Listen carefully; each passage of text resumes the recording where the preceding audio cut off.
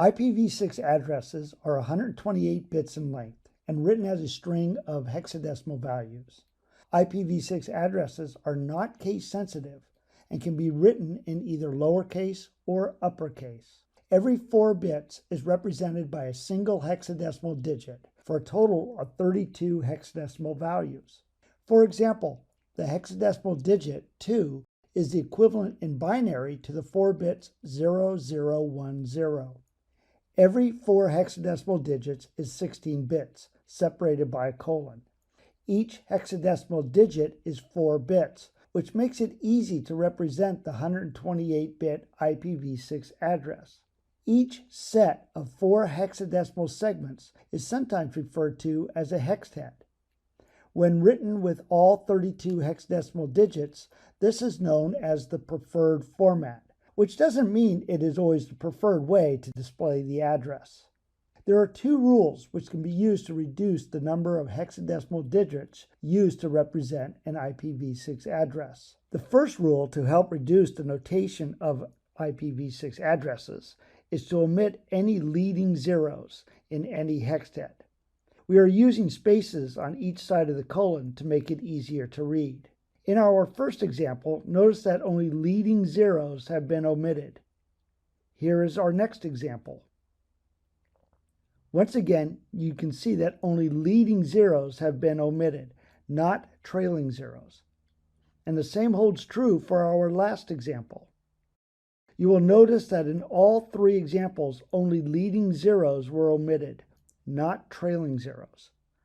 Otherwise, you can see that we wouldn't know which zeros were omitted, leading zeros, trailing zeros, or both.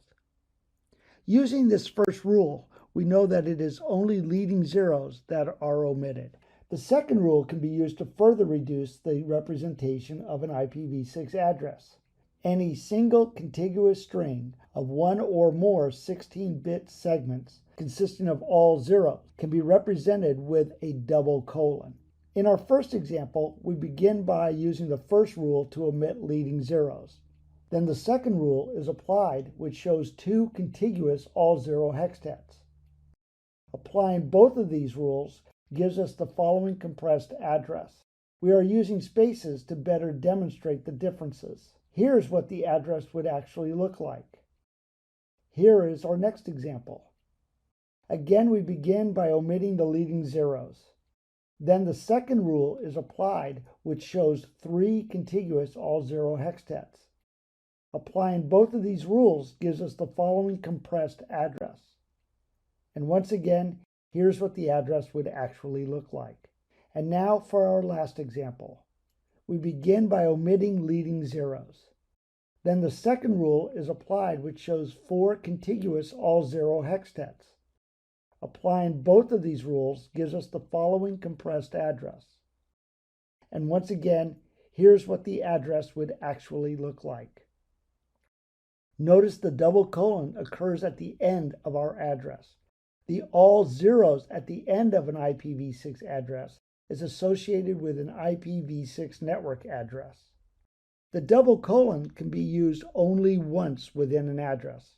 Otherwise, there would be more than one possible resulting address. If an address has more than one contiguous string of all 0 hextets, the best practice is to use the double colon on the longest string and apply the omitting leading zeros to the shorter string.